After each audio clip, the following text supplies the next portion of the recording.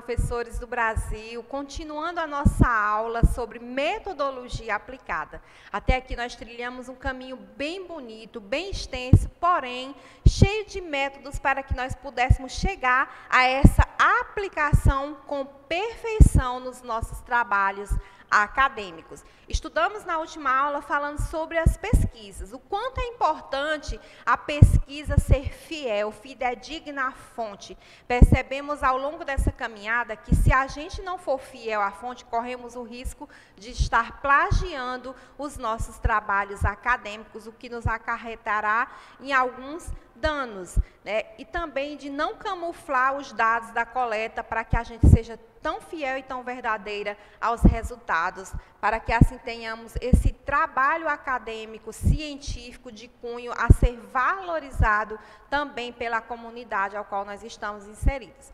Ainda se falando dos tipos de pesquisas, como na aula anterior nós pudemos perceber isso, nós vamos perceber que os tipos de pesquisa, ela também tem o seu ponto de vista de sua natureza, que são a pesquisa básica, que é aquela que a gente vai procurando em todas as fontes, aquilo que fala a temática ao qual nós queremos trabalhar, claro, com o avanço da ciência, com essa previsão de perceber, de filtrar aquilo que realmente está falando a nossa temática, e assim como também a pesquisa aplicada. Essa pesquisa aplicada, ela objetiva realmente as práticas de solucionar aquele trabalho ao qual nós estamos, aquela temática ao qual nós estamos querendo portar no nosso trabalho de cunho científico.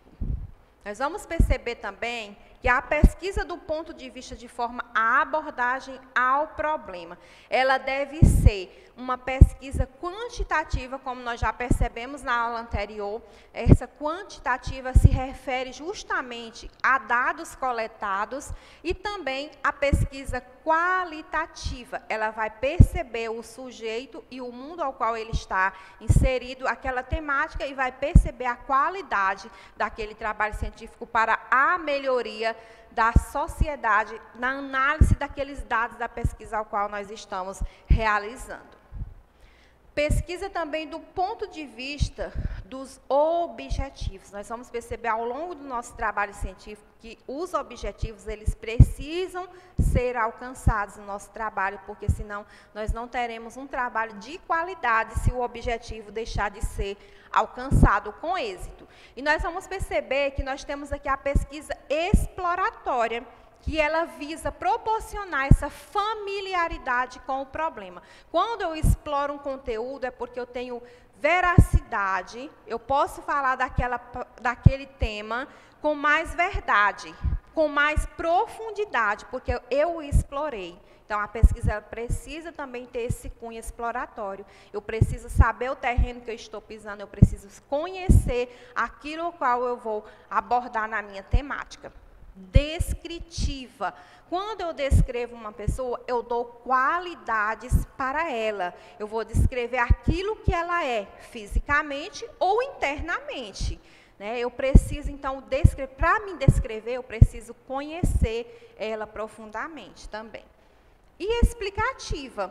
Identificar os fatores. Se eu digo que alguém é alegre, eu preciso explicar por que ele é alegre, porque o jeito que ele se porta diante de uma situação, ele não perde o ânimo, ele está ali com toda a sua alegria, alto astral, enfim. Então, eu vou começar a esmiuçar o porquê daquela qualidade, aquele adjetivo que foi dado àquela situação ou àquela pessoa. Eu vou começar a explicar o porquê daquela qualidade. Não é só dizer, ele é alegre e pronto, e acabou. Eu vou explicar o porquê dessa alegria.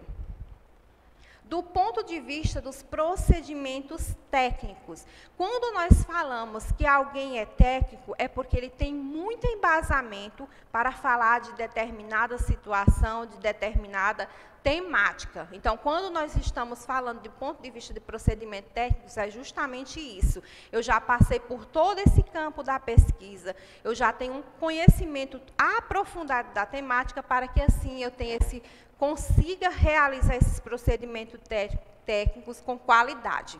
né? E esses conhecimentos são as maneiras aos quais nós adquirimos os dados. Nós fomos atrás da coleta de dados para, assim, discorrer sobre aquilo e aí ter o resultado obtido com essa qualidade. Destacam-se nas pesquisas dois tipos bem importantes. Primeiro, a bibliográfica, que é aquele que a gente vai atrás de materiais já publicados.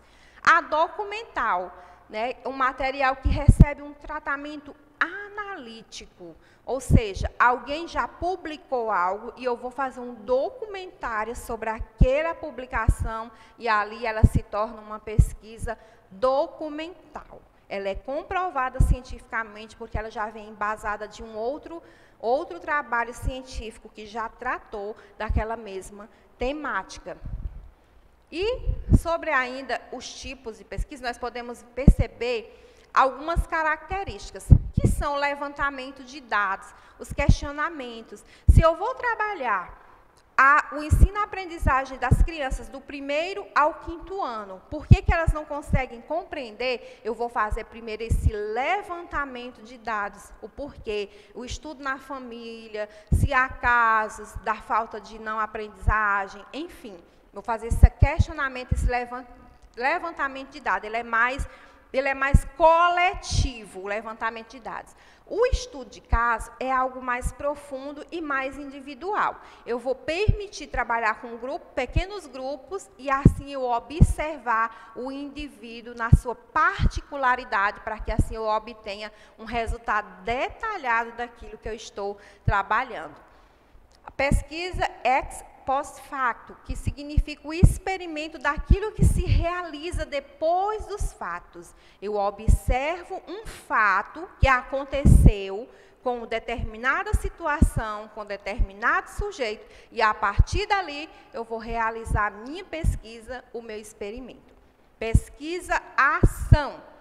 O que é essa pesquisação? Ela é concebida a uma associação de uma ação. Então, a pesquisa que não é somente teórica, ela vai para a prática, ela vai agir naquela situação. Ela não foi realizada somente para fazer ali um cunho teórico, mas ela precisa ser aplicada no dia a dia.